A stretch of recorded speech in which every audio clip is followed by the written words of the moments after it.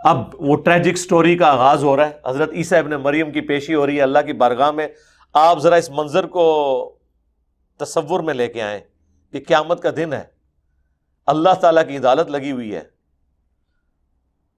اور مجرم کی حیثیت سے نہیں، اللہ کے اولو العزم پیغمبر کی حیثیت سے عیسیٰ ابن مریم پیش ہو رہے ہیں جنہوں نے اپنا کام بڑی ایمانداری سے کیا ہے. عیسیٰ ابن مریم کے ساتھ اللہ کی گفتگو کا سٹائل دیکھیں اور پھر آپ ذرا تصور کریں کہ باپے تے شے ہی کوئی نہیں، تسی میں تے شے ہی کوئی نہیں.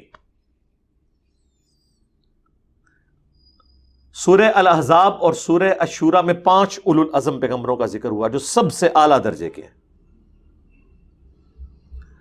محمد رسول اللہ صلی اللہ علیہ وآلہ وسلم، ابراہیم خلیل اللہ، موسیٰ کلیم اللہ، نوح علیہ السلام، اور عیسیٰ روح اللہ. عیسیٰ روح اللہ، اللہ اکبر. وجیہا فی الدنیا والآخرہ ومن المقربین، سورہ آل عمران میں دنیا اور آخرت میں اللہ کے حضور وجاہت والے. اللہ کے حضور کس کی وجاہت ہو سکتی ہے؟ اتنا مقام ہے حضرت عیسیٰ کا.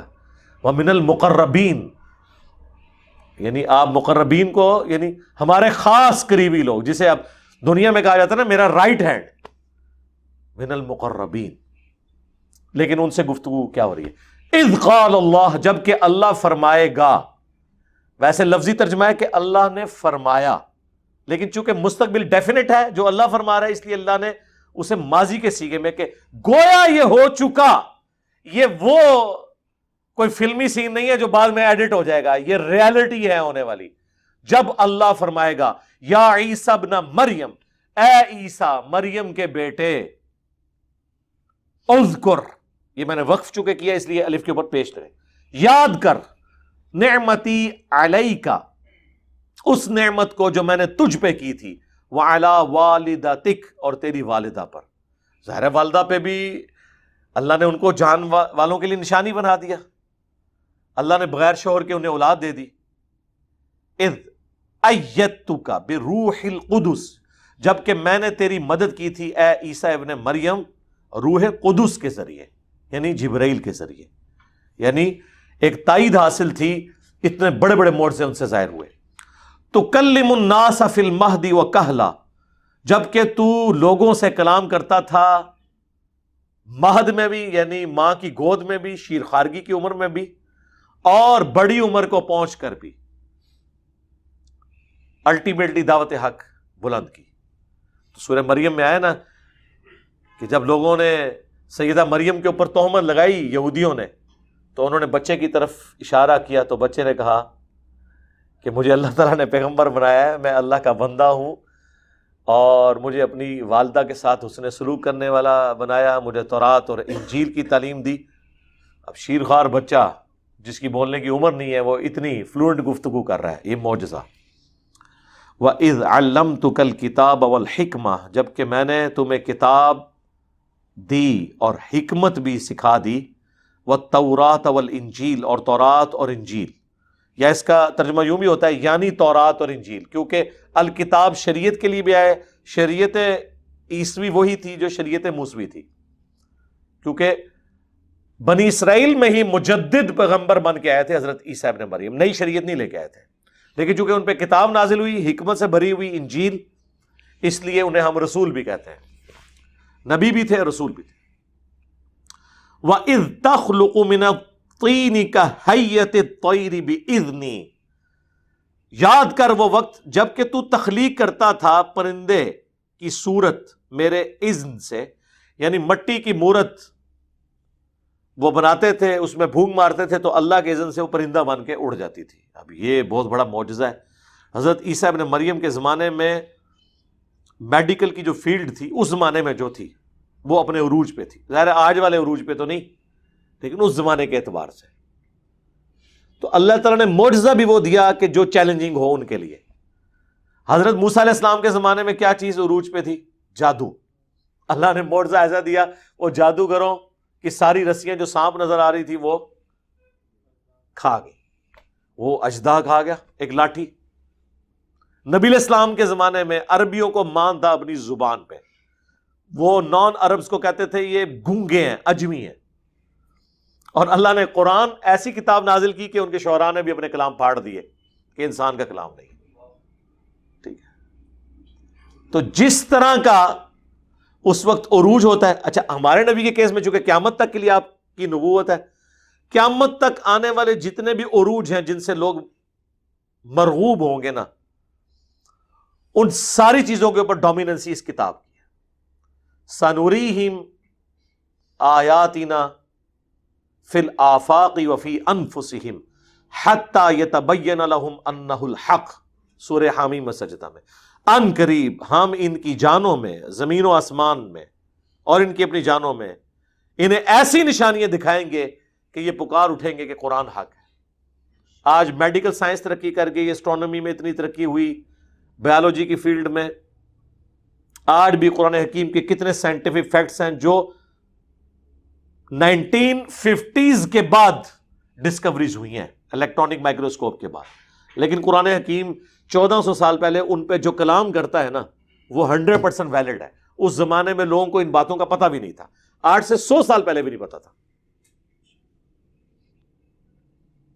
قرآن پاک آج بھی پرانا نہیں ہے. اس وقت عروج پہ تھی ان کی شاعری, کلام پھاڑ دی. آج سائنس کا عروج ہے, سائنٹیفک اعتبار سے بھی. وہ آپ کو پتا ہے نا, وہ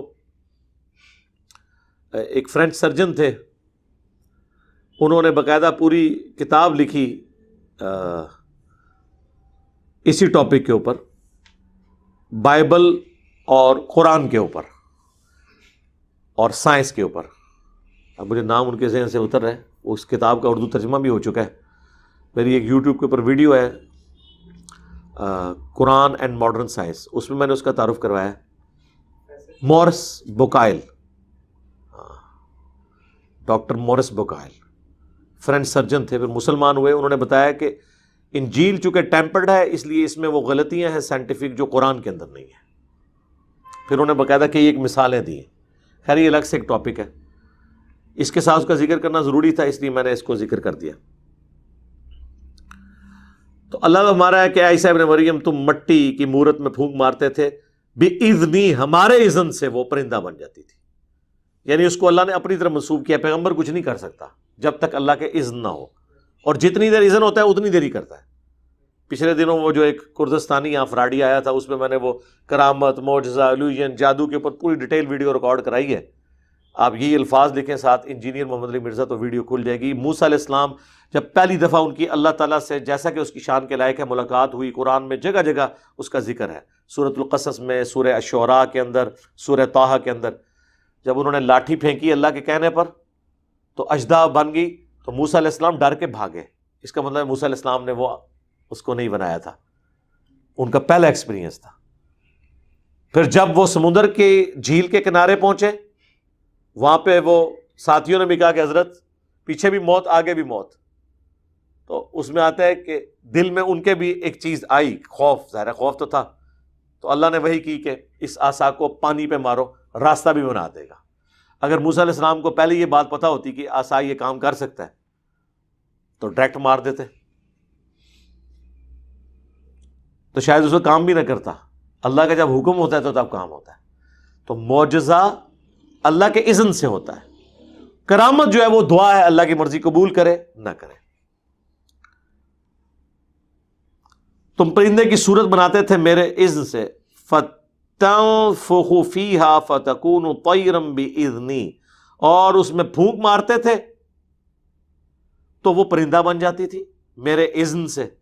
وَتُبْرِئُ الْأَكْمَحَ وَالْأَبْرَصَ بِإِذْنِی, اور تم تندرست کر دیا کرتے تھے مادر ذات یعنی جو پیدائشی طور پہ اندھا ہے اور کوڑی والا ہے میرے اذن سے. یعنی اندھوں کو وہ ہاتھ پھیرتے تھے ان کی آنکھیں آ جاتی تھیں. اب یہ کون سی میڈیکل سائنس کر سکتی ہے یہ کام؟ نیور. اور یہ میرا کلیم ہے کہ جتنے انبیاء کے معجزات ہیں میڈیکلی ریپروڈیوس نہیں ہو سکتے, سائنٹیفکلی ریپروڈیوس نہیں ہو سکتے, ایگزیکٹلی وہ چیز کبھی نہیں ہو سکتی. وہ ہمیشہ فزیکل فینومینا آف نیچر کو توڑنے والے ہوں گے.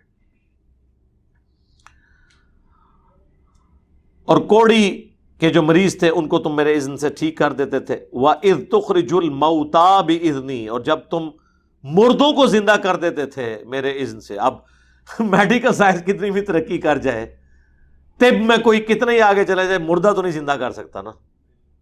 تو یہ آج بھی ویلڈ ہے, آج بھی یہ والا معجزہ کوئی نہیں کر کے دکھا سکتا.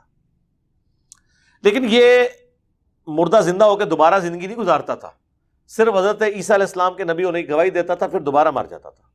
کیونکہ قرآن میں جنرل رول اللہ کا وہی ہے جو سورہ یاسین میں, سورہ واقعہ میں, کہ جو ایک بار دنیا سے چلا گیا وہ واپس نہیں آئے گا.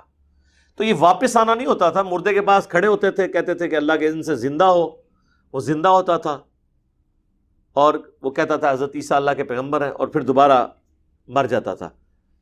یہ چیز بتانے کے لیے کہ حضرت عیسیٰ کی نبوت. لیکن دیکھ لیں بات پھر بھی لوگوں نے نہیں مانی, جنہوں نے نہیں مانی انہوں نے نہیں مانی. باقی جو شیخ عبد القادر جیلانی کے بارے میں مشہور ہے, ڈوبی ہوئی تار دی تھی انہوں نے, سر کوئی نہیں تار سکتا ڈوبی ہوئی. یہ مولوی نے تو انہوں سٹوریاں سنا کے تو اڈی ڈبو دیتی ہے انہوں نے, کوئی نہیں تار سکتا, ناٹ ایٹ آل. بلکہ سورۃ الانبیاء کا آپ سٹارٹ پڑھیں, اس میں نبی علیہ السلام سے جو گلہ ہے کافروں کا وہ یہی ہے نا کہ اس نبی کو وہ والے موڈ سے کیوں نہیں دیے گئے ہیں جو یہ باقیوں کے بارے میں کلیم کرتا ہے. تو اللہ تعالیٰ نے فرمایا کہ اگلے لوگ ایمان لے آئے تھے جو یہ لے آئیں گے. پھکی اے جی کر کے دس دو جی, والا کٹو جی کتنے ہے جی, اچھا جی دکھا دینے, پھر کیا ہوئے گا, نہیں پھر ہوتے ہی رہاں گے, پھر بھی جاؤ نہ سو ادھروں, والا انہوں دکھائیں گے اس نے چینج ہونا ہے. وَإِذْ كَفَفْتُ بَنِي إِسْرَائِيلَ عَنْكَ, اور جب میں نے روک دیا بنی اسرائیل کو تجھ سے, یعنی ان کے قتل کے فتوے جاری ہوئے. سورہ النساء میں ڈیٹیل آتی ہے, وَمَا قَتَلُوهُ وَمَا صَلَبُوهُ, نہ تو عیسیٰ کو قتل کیا گیا نہ انہیں سولی دیا گیا, بلکہ معاملہ مشتبہ ہو گیا اور اللہ تعالیٰ نے ان کو اپنی طرف اٹھا لیا. ان آیات میں تفصیلی گفتگو کر چکا ہوں. تو اللہ تعالیٰ کہہ رہا ہے کہ میں نے بنی اسرائیل, حالانکہ خود یہ بھی بنی اسرائیل کی نسل میں سے تھے, لیکن یہودی علماء نے, بزرگان دین نے پیغمبر کو نہیں قبول کیا. بزرگان دین ایسی چیز ہیں کہ جو پیغمبروں کو قبول نہیں کرتے ہیں, تو جو پیغمبر کا نام لے کے دعوت دے اس کو کہاں سے قبول کریں گے؟ وہ تو ڈائریکٹ پیغمبروں کو قبول کرنے کے لیے تیار نہیں ہے. ٹھیک ہے جی, تو ان کو کہاں سے انہوں نے ماننا ہے؟ تو اللہ تعالیٰ فرما رہا ہے کہ ہم نے تجھے محفوظ رکھا بنی اسرائیل کے شر سے, یعنی زندہ اٹھا لیا. اذ جئتہم بالبینات, جب تم ان کے پاس روشن دلائل یعنی معجزات لے کے آئے. فقال الذین کفروا منہم, تو ان میں سے جنہوں نے کفر اختیار کیا وہ تو یہ کہنا شروع ہو گئے, ان ھذا الا سحر مبین, کہ یہ تو نہیں ہے مگر کھلا جادو. یہ آخری معنی یہی ہوتا تھا جب کوئی جواب نہ ہو. حتیٰ کہ ہمارے نبی علیہ السلام کے بارے میں سورۃ الحجر کے سٹارٹ میں آیا کہ اگر ہم کوئی آسمان سے ایسی کتاب نازل کر دیتے, سورۃ الانعام میں بھی, جس کو یہ اپنے ہاتھوں سے چھو بھی لیتے, تب بھی انہوں نے کہنا تھا کہ یہ ہم پہ جادو ہو گیا, یہ اوپر سے نہیں نازل ہوئی, یہ ادھر سے ہی ہوئی ہے کہیں سے. تو حال تو کوئی نہیں ہے. جب آپ نے بات نہیں ماننی تو نہیں ماننی. اچھا, لوگوں کو لگتا ہے کہ یار ایسے کیسے ہوتا ہوگا. سر ہم آپ کو ابھی تجربہ کروا دیتے ہیں. آپ چلے جائیں بریلویوں کے, دیوبندیوں کے مدارس کے اندر, ان کو پوچھیں کہ قرآن پاک کو تو وہ تو خیر بہت متبرک کتاب ہے, اس کتاب کے ساتھ تو کھلواڑ کرنے والا تو تجربہ نہیں کریں, وہ آپ کو غصہ آ جائے گا. ان کو کہیں بتائیں اہل سنت کی مین سٹریم کی کتاب کون سی ہے حدیث کی, وہ کہیں گے بخاری مسلم. انہیں کہیں جی ذرا نماز کا طریقہ اس میں سے کھول کے بتا دیں. تو آپ کو یوں لگے گا جیسے آپ نے ان کو گالی دے دی ہے, اور آپ حیران ہو جائیں گے کہ یہ کیا ہوا. تو آج بھی جن کتابوں کو کلیم کیے ہوئے ان کو ماننے کے لیے اس کے کسٹوڈین تیار نہیں ہے. تو پیغمبر بھی جب آتے ہیں تو پیغمبر جن لوگوں میں آتے ہیں اکثر تو ویسے ہی مخالفین ہوتے ہیں, وہ کہاں سے بات مانیں گے. اور جو ماننے والے بھی ہوتے ہیں نا, جو شروع سے پیغمبروں کے ماننے والے, ان کے لیے بھی وہ بات ماننا مشکل ہو جاتی ہے جس کو آلریڈی جیسے بنی اسرائیل سود خور ہو چکے ہوئے تھے, شریعت بدل دی تھی, غریبوں کے لیے اور فتوے, امیروں کے لیے اور فتوے. جب حضرت عیسیٰ علیہ السلام نے ان کی غلطیاں ان پہ ہائی لائٹ کی تو انہوں نے قتل کا فتویٰ جاری کر دیا کہ نکالو اس کو, لگاؤ اس پہ 295C. آج کے دور میں جس طرح ہر ایک بندے پہ گستاخی کا فتویٰ, تو بزرگوں کا گستاخ ہے. فقال الذین کفروا منہم ان ھذا الا سحر مبین, تو کافر جنہوں نے کفر اختیار کیا ان میں سے وہ کہنے لگے یہ تو نہیں مگر کھلا جادو.